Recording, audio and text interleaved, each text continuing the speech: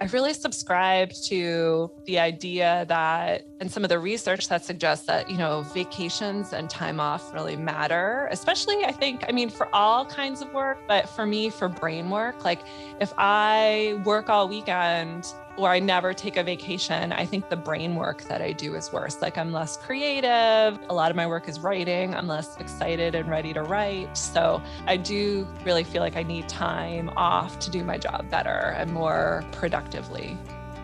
This is Intentionally Ever After. Join intentional lifestyle coach Joe Bukartek for a series of personal conversations and coaching sessions with various people about how living with intention shows up for them.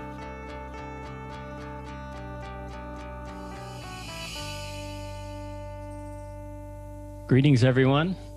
Welcome to another episode of Intentionally Ever After. Today, I am very excited to chat with my dear friend, fellow dog walker and neighbor, intellect, Dr. Valerie Earnshaw. Hello, Joe. How are you today? I'm good. How are you doing? Oh, I'm swell. Thank you. Thank you for asking. Would you kindly provide an introduction so that people listening may know who you are?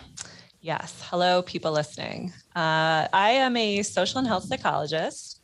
I study essentially how stigma, things like discrimination, impact people's health. And I do that mostly in the context of HIV and substance use disorders. And I also am an associate professor at the University of Delaware.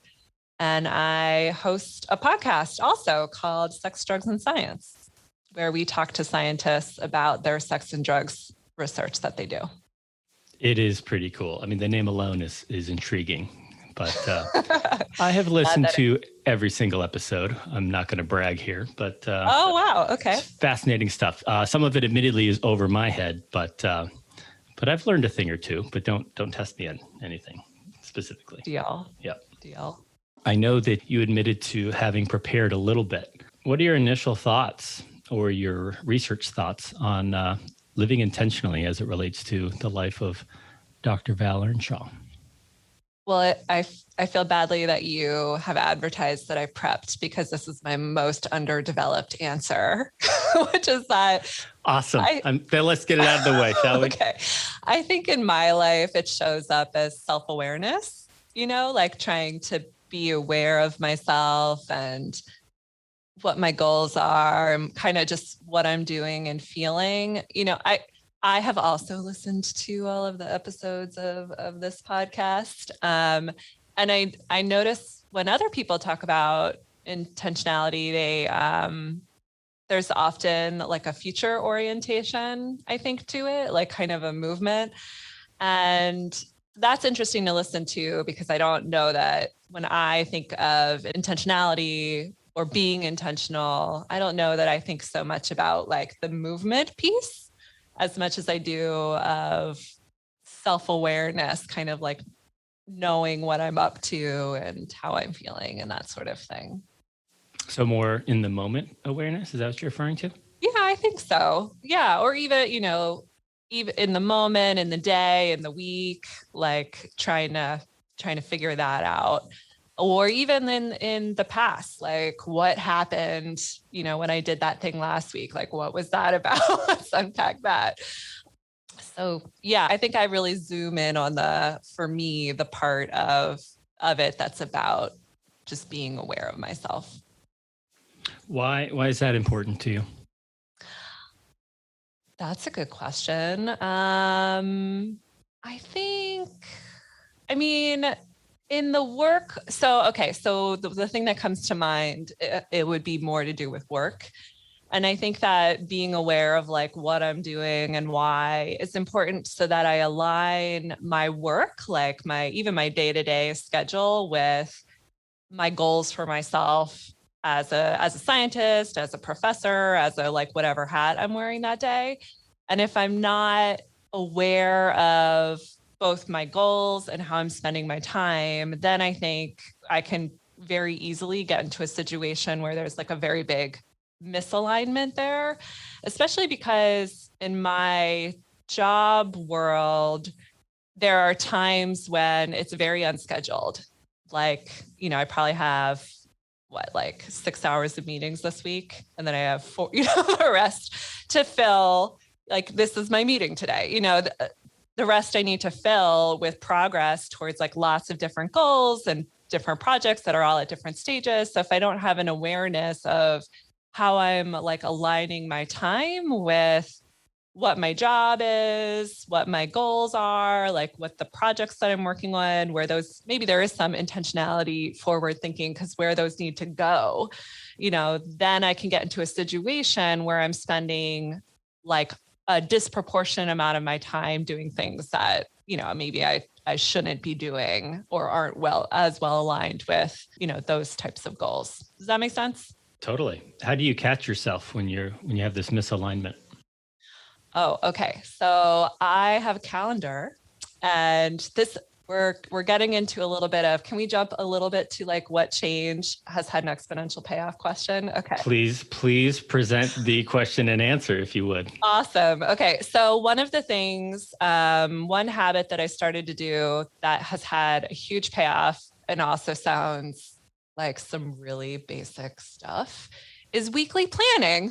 So I love it. I used to be someone who had like a to-do list for my semester all the time. And I would sit down and I'd have like an hour between meetings and I'd look at this like semester long to-do list to be like, which one of these things should I try to do with this hour, which is bananas. And it also makes you feel like you always have this to-do list and like things are never, ever done.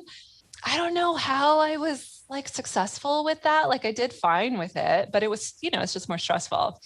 So I took a professional development course, which I loved. I think I have chatted with you about it on our dog walks. And one of the things that they taught us about was being more intentional about our goal setting and relatedly our planning. So the structure is that you set goals for a full semester, and then you break down like week by week what are the things you should be doing that week, maybe to be progressing towards that goal. And, like towards the end of the semester, the wheels are off the car and I'm usually like not where I thought, but that's usually okay. Like I reset, I plan again, and we like correct it. But at the beginning of each week, I look at, okay, so what did I think my goals for this week were going to be? What have I inherited from last week? And then I plan my week out like to the hour. So my calendar has all of the things that I think I should be doing, or that I'm planning to do. And then it's color coded. So the main buckets of my job as a professor are research, teaching, and service. And for this year and last year, I'm actually doing very little teaching because I have grants. So I'm, more so focused on the research parts. So I assign green to research in part because that's, valued and rewarded in the field. I also love my research. I assign orange to teaching, and then red to service, because service, everyone needs to be doing service in our jobs. That might be like committee work, for example, but it's like the least rewarded. So when I then look at my calendar, I try to make sure that there's more of green, than there is of orange, than there is of red. So if I have a week where there's like a lot of red and not a little green, then I know that like something's going astray this week. And I also try to keep tabs on it. So if my activity in the day doesn't totally line up with what I thought it was going to be, I'll like post hoc change my calendar around so that at the end of the week too, I can see like, was this too red? Was it too orange? Is there not enough orange? Do I need to go check in on my grad students to see how they're doing? So that is how I track whether I am like meeting those goals. And that is also the habit that's had a really big payoff, I think, for me. That's amazing. May I ask a logistical question? Yeah, of course. Do you have a set cadence to when you sit down to reflect upon and build your week forward? Yeah, that's a great question. So a lot of people do it Monday mornings. I have an accountability buddy who is a plant scientist, and we talk every Friday afternoon, which is why often miss those like dog walks on Fridays because we talk at 5:30. So she usually does hers on Friday nights. What often happens to me is I'll either do it Monday morning, or sometimes on Sunday afternoons, I'll get this like sneaking stress feeling. And like yesterday I had this. So I sat down. It took me like a half hour. I did the weekly planning and I was like, you know what, Earnshaw, you have plenty of time this week to do all of the things, like it all fits. I'm way behind on email right now. I gave myself like a couple hours today just to clear that. So that meant that I didn't have to be doing that yesterday because I was like, no, we have time, set aside for this during the week. Maybe I haven't totally hit my groove yet, but Monday mornings, but if I'm feeling a little stressed, then Sundays. And I think that's fine. I mean, it still takes me, it's a half hour of work over the weekend, but it's like, it reduces my stress and, makes the week go well. So seemingly well worth it, right? Half an hour of invested time for a little peace of mind or stress release. Yeah. And I think what it can help do is like, if I hadn't done that, I probably would have just unintentionally or without a lot of self-awareness chugged into my inbox, and I would have thought that like, oh, the stressful thing is I have all of these emails. I need to take care of those when really I have plenty of time to do it today. So it was able to head that off. How do you insist upon a boundary for emails in particular? I think this is the pandemic, the email pandemic of emails. So how do you kind of create your filters or boundaries around that? I don't know that maybe this is a good place to invite more intentionality into my life, Joe.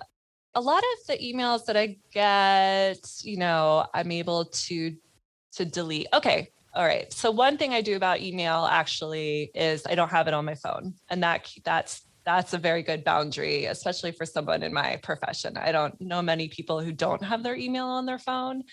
And I took it off my phone because one night I was sitting in bed and I like checked my email. And then I just had this vision of being in my bed with like all of the people who were emailing me like in a line in my bedroom. And I was like, this is really inappropriate.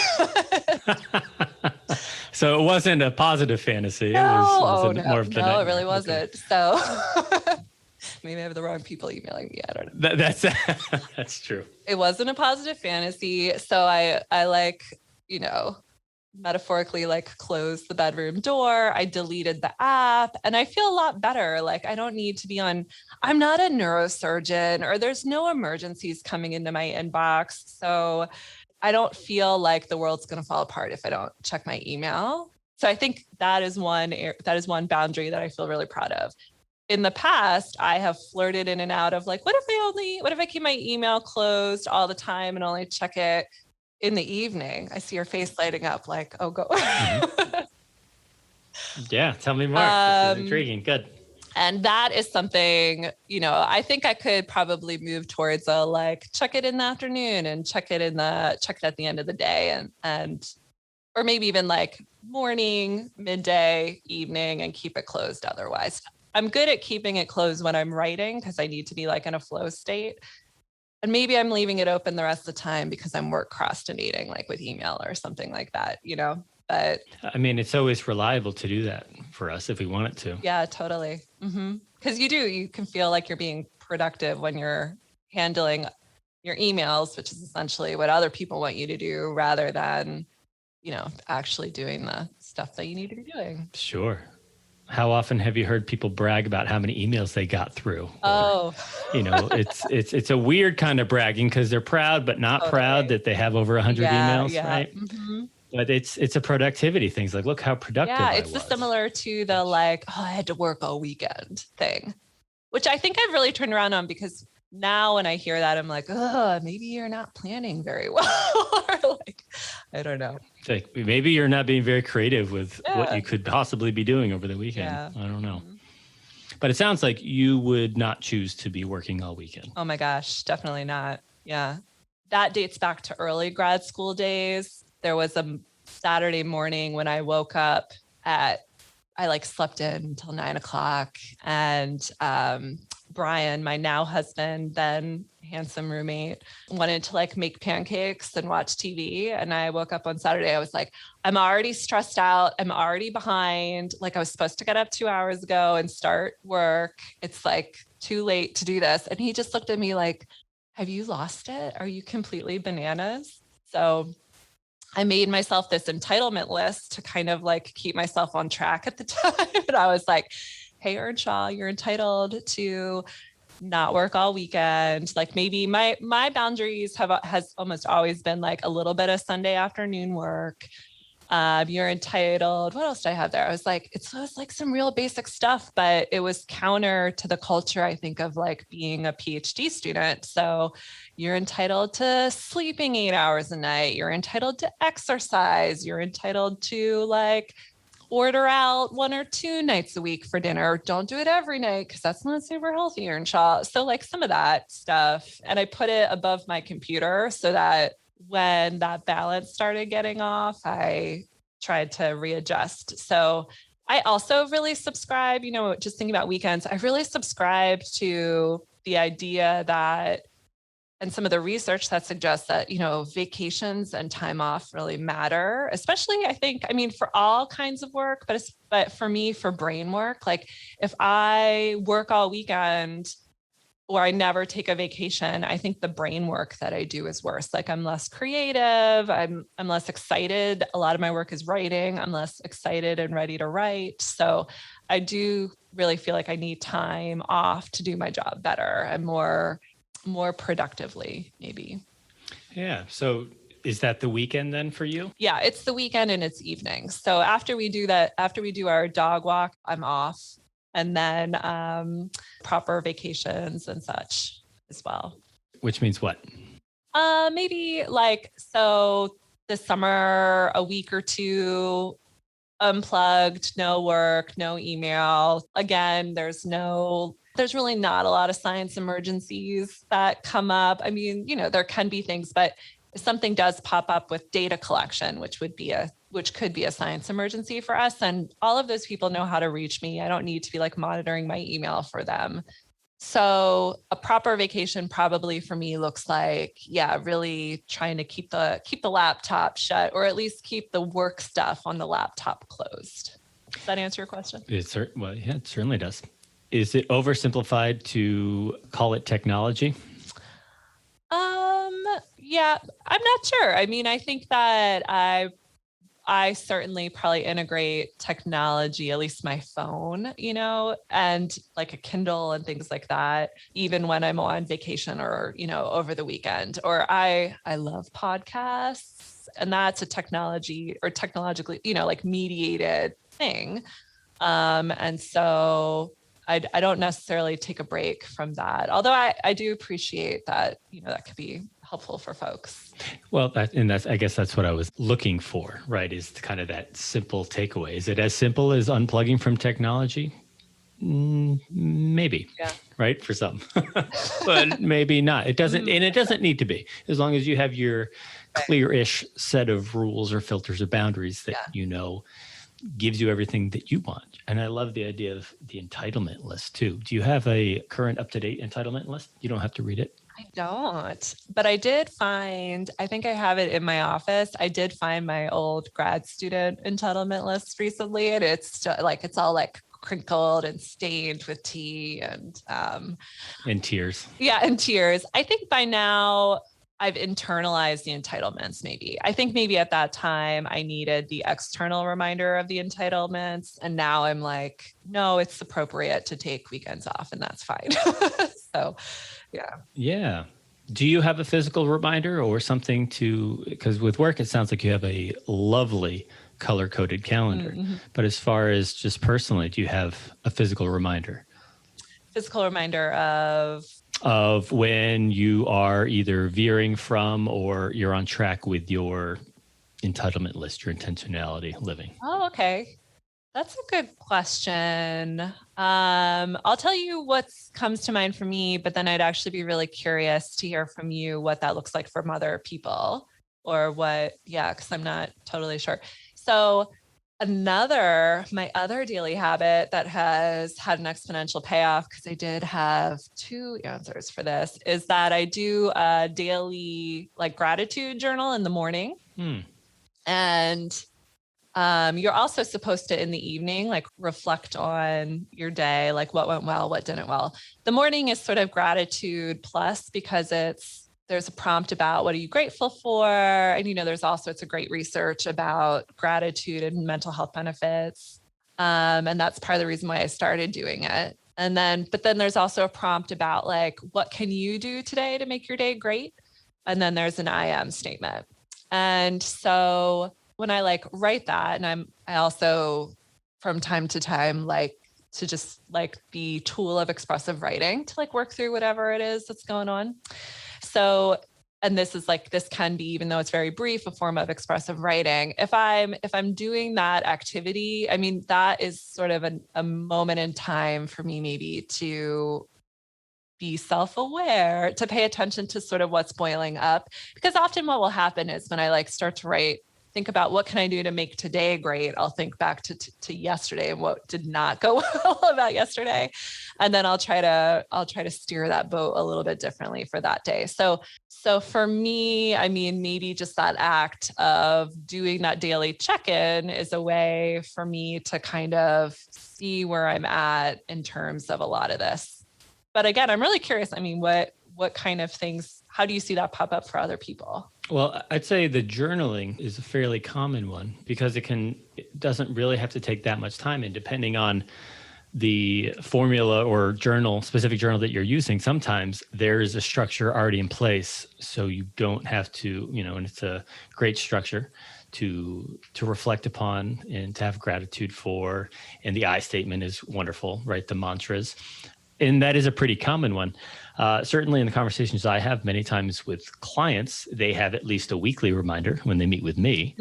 And we reflect, however, like, how did it go? Right. If you hadn't given it more than 10 seconds thought, like, how did it go? And similar to you, we talk about what didn't go as well, or even what did go well. What do we want to adjust for next week? And move forward accordingly, right? Other things, people just have physical representations of their goals, of how they want to live their life, whether it's a habit, routine, or just lifestyle. And, I have Post-it notes that I put up. There's quite a few around here. Sometimes if I've had a Post-it long enough that it's been meaningful long enough that it starts to lose its stickiness, I put it up more permanently on a whiteboard. Okay. Or I even go as far as putting it, in a frame, for example. These are other things that I know people do as well. And even having accountability partners to remind them, hey, this is an important thing to me, so much so that I'm pulling in a resource to remind me of it. So those are, and tattoos, tattoos are great things. Like whatever you love, you put it right there in case you forget, I guess. I don't know. I don't have any tattoos. Oh, that was going to be my next question. Yeah. I do the write stuff down on sticky notes. So that's really interesting. And because that is something I do, especially when there's like a quote, like I probably once a year will write on a sticky note just as a reminder that competition is the thief of joy.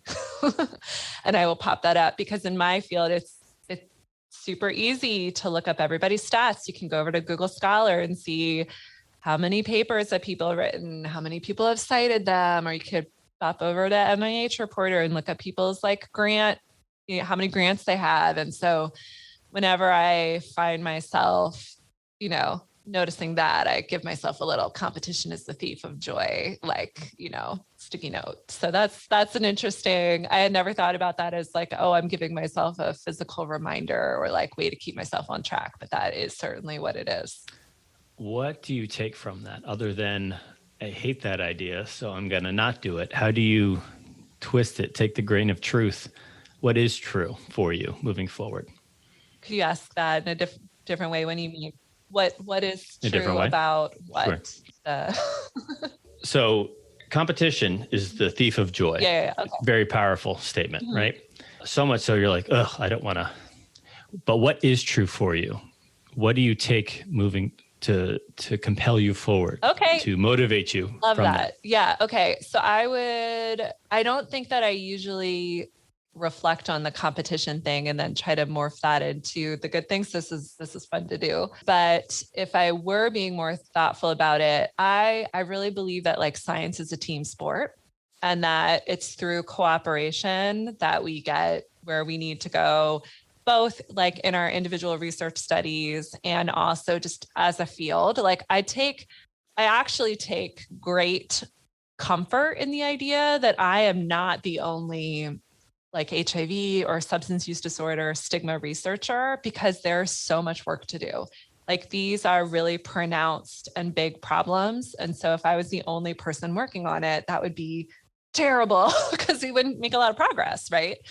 And so maybe the thing, that feels true or the thing to be looked toward or appreciated in those moments is the more badass scientists with lots of publications and lots of grants, like the better, because it means that more people are like in this playground and I'm not alone and I can do work with them and I can not do work with them also. And they're going to do great things and try to solve this big problem that we're all trying to solve. I mean, I think the best thing for my career could probably be if I would be like, if I had to switch what I was doing because this problem was solved. You know what I mean? Like there just was no more stigma tomorrow. I think that'd be awesome. I could like go study something else. I mean, that will not happen in the course of my career. Well, that's an interesting concept though. Yeah. Put yourself out of work. That you'll become redundant, right? If all goes well. Right. Yeah. Well, I don't know, Val, I heard at least 6 or 7 different Post-its worth of quotes out of what you just said. Yeah. Okay. So when we play this back or listen back, we can get out our Post-it notes. Awesome. Which, if I'm not mistaken, a few months back, I had run out of Post-its. And I don't think we had any. And I think it was... Oh, we did? Oh, Brian did. No, you did. You had like 8 of them left, and I used every bit of them. And I was eternally grateful. Thank you. Did you use them to write down like notes to yourself?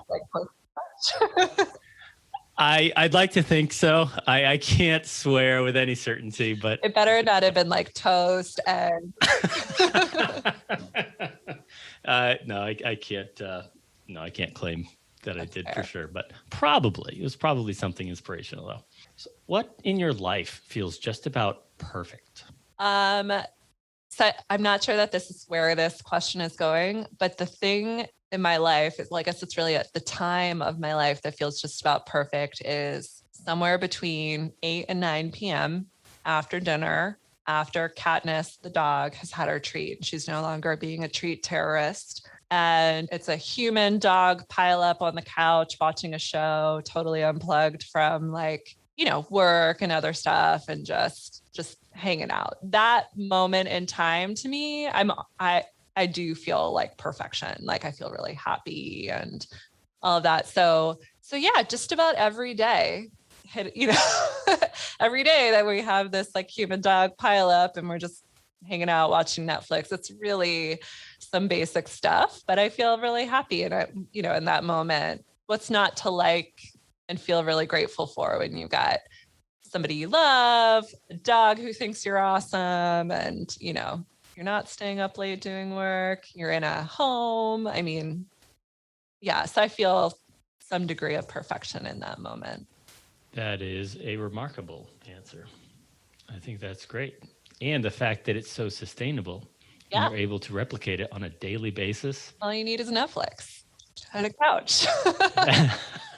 Yeah, again, not an official sponsor, but we also appreciate Netflix in this house.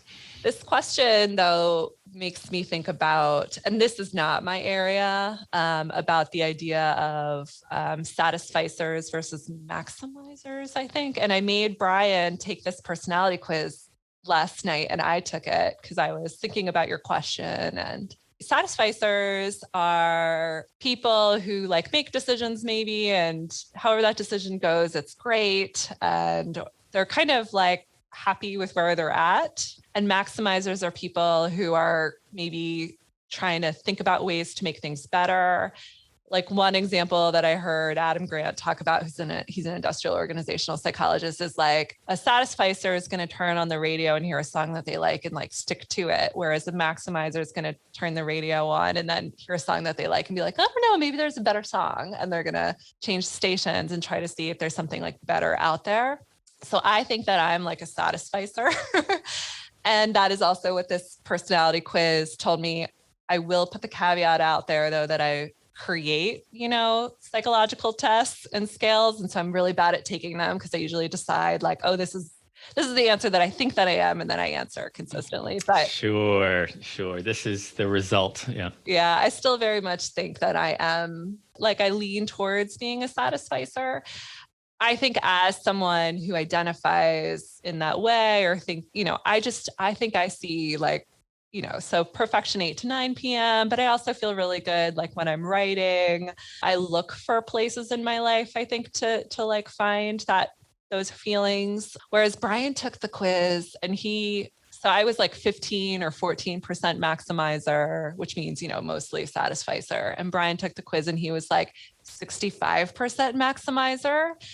And I was surprised. My first question to him was like, shouldn't you have dated more? Like we got together really early. And he looked at me and he said, oh, I dated enough. I dated a lot or something. I was like, oh God. Jeez.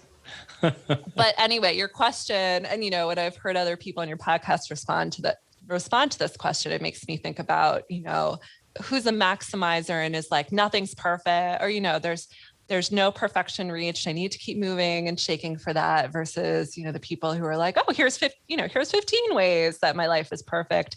And I feel like, I wonder if those people could be living the same lives, but, if some of this personality thing is at play. But anyway, I'm kind of new to this construct of Satisficer and maximizer. And that's been a fun one to like think about and play with recently. Yeah. It's almost like the cross between the continual improvement and the satisfaction, right? Like where's that crossover? That seems like an ideal mix, maybe. Yeah. Unless I guess you're truly a maximizer or a satisficer, and then you're good with whatever you are. I don't know. Right. So maybe Brian being like 60 some %, which is pretty much, maybe he's the ideal mix because that's his, maybe. Yeah. Got to have a little bit of both. Would you want to be more of a maximizer? So here's the funny thing about it is I feel like, I could say that I'm a Satisficer and you could be mistaken and feel like I'm not ambitious. And that is not the case. So I am, especially in my career, trying to think about ways to like level up in different ways or do better science. I am, always, or even, in my personal life, also very slowly running or like doing yoga. I do look for ways to improve or to learn new things in different aspects of my life. But I don't like feel badly about it if I'm not always successful. I'll try to improve the distance, that I can run or something. And it'll be going terribly. And I'll just be like, maybe I think I'll probably get there. I'll keep trying. And I try to be happy with that day's run, even if it wasn't, what I hoped it was at the beginning. Right. Does that answer your question? It does. It sounds like you don't have to be void of motivation and, lacking goals in order to be at least in the way that I'm manipulating the construct that I have not well researched. That is how I'm thinking about it. Well, I think that's also maybe my point too, is whose opinion matters on the subject. Yeah. Mm-hmm. Yeah, that's a good point. Between each individual taking the assessment and the people who wrote the assessment, perhaps. Mm-hmm. Yeah. Right. Well, that also sounds just about perfect as far as a response. Yeah, there we go. Yeah. Who is someone you admire, and what do you admire about them? So I admire very much my mom. I was telling Melanie about this on one of our dog walks that I had been recently thinking about at my age, my mom was like a single mom of 3 kids, all under 10, or maybe I was 11. I really admire that she really gave us like a super full childhood, nonetheless. So the thing in particular that I was thinking about and admiring her for was, because you guys are going on this like RV adventure, was that we had a pop-up trailer. So you have to hook these things up to your car and then you go like drive around. So my mom was about my age, 3 kids, one's 11, the others, are younger than 10, who is like hooking up her car to this pop-up trailer, like driving long distances, like throwing this thing up so that her kids and her can like have these like camping adventures. There's like no way I would do that. Like I don't have 3 kids who are, 10 and under, but that like the whole thing sounds like really stressful and really hard. I mean, maybe I would do it if I was like, if we traded places, like who knows? It's hard to know what you would do in a different life circumstance. But I just, like now when I think about it, I'm like, wow, that's impressive. Also, she signed us up for, or she didn't, we wanted to sign up for like sports, and I was in the marching band, and I was on a canoe team, and my sister did cheerleading, and we did all these things that would be really hard for like 2 parents to juggle and drive around your kids to. And there are like 3 of us and 1 of her. And I think, I really admire that. Like the older I get, and when I realize that I am now at the stage where she was, I really admire it. So just that maybe like the hardworking aspects of it, both she's really hardworking at her job, but also really hardworking in her personal life to give others like the best, So yeah, I'm gonna come down strong with a mom answer. Yeah, that's a good mom answer. That's a good specific mom answer too. Not just some general momdom, but it sounds. Yeah, no, specifically pop-up trailers. Yeah. That's a great response. Yeah. Has me wondering what aspects of her are in you that you see today. Maybe the pop-up aspects, if you see those. What aspects? Well, so if we skip to what do we imagine other people admire about you? Is this going to be your first podcast where you essentially have the person interview themselves half the time? I think this is the new format. I'm liking it a lot.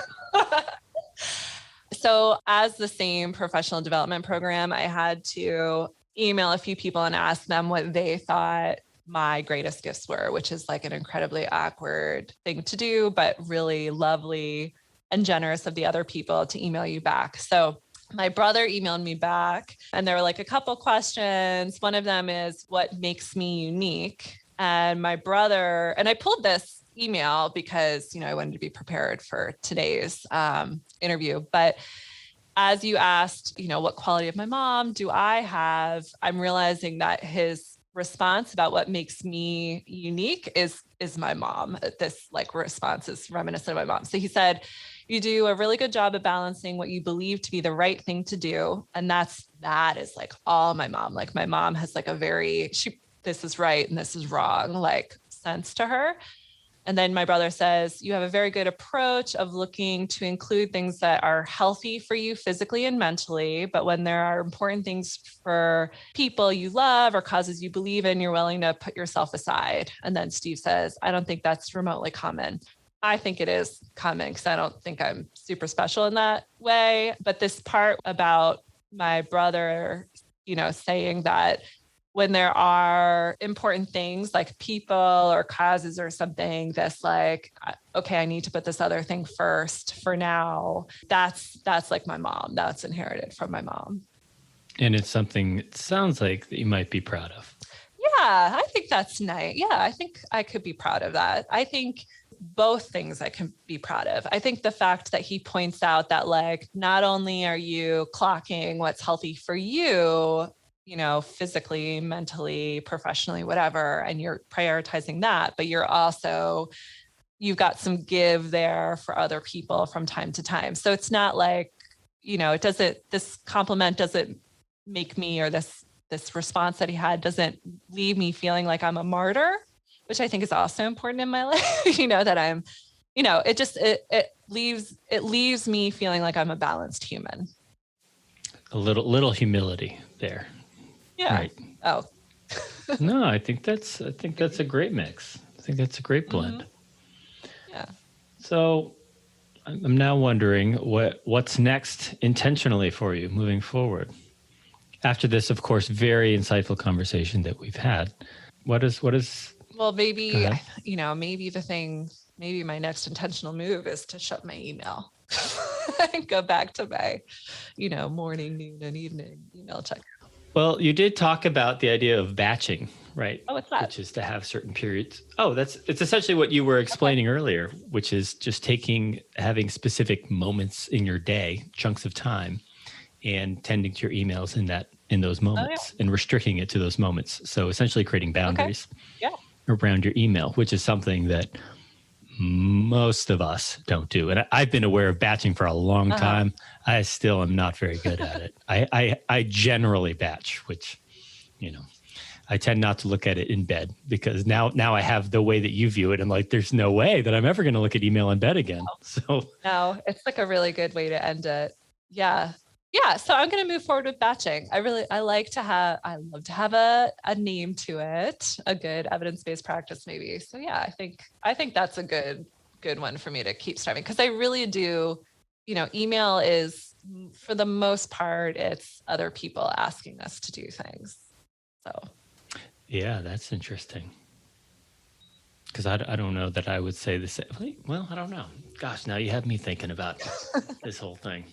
Well, I can say that in part because the people that I am asking to do things, like I have a really lovely, amazing group of undergraduate research assistants, and they are doing things and getting back to me, but they're on Slack.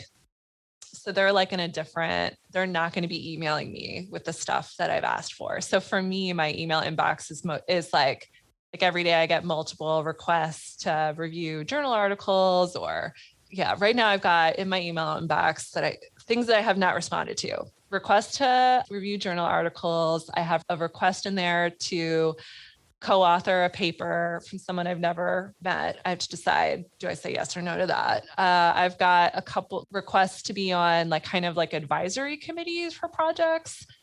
I've got somebody who wants to just interview me. They're a student and they want to talk about an area of research that's not really my area of research. So it really, you have this other question about what do you say no to? And my whole email inbox is it's really a practice of no ands, or no buts, no, I can't. Oh yeah, no buts. No, I can't do this, but here's something that might be helpful for you. So if I want to be gracious, I could just say no, that's also fine. And sometimes most of the journal requests, I'm going to say no. And if there is someone I can suggest it for, I'll include that. But, for someone who's a student who's starting out in this area, I'm not the best person for them to talk to. I do if it's just 2 extra minutes for me to think of, someone to direct them towards, then I will try to do that.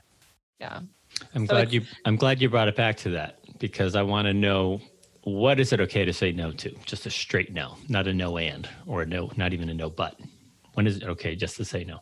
All of these journal requests. And so those I do have a firm boundary around because I am on, so big picture, for any scientific finding, those are usually written up as a paper and then they're sent out to a journal. And then that journal sends it to other scientists and they have to read it and say, okay, yeah, the methods were good. The conclusions that they're drawing are good. This article makes sense. Or else they say, oh, wait, red flags, they're making this conclusion, but that's inappropriate. And that's kind of our scientific vetting system. And it's important to be a part of that, both because it's good for science overall and also because, other people vet my work. So just as a writing of the universe, it's important to do at least as much for others as you're asking people to do. So for me, I think it's important to keep that pretty level. But I get 2 to 3 requests a day from journals. And some of those are kind of like fake journals, but most of them are real, are real journals and are real. Do you want to out any of them right now? No, no one would know what they are.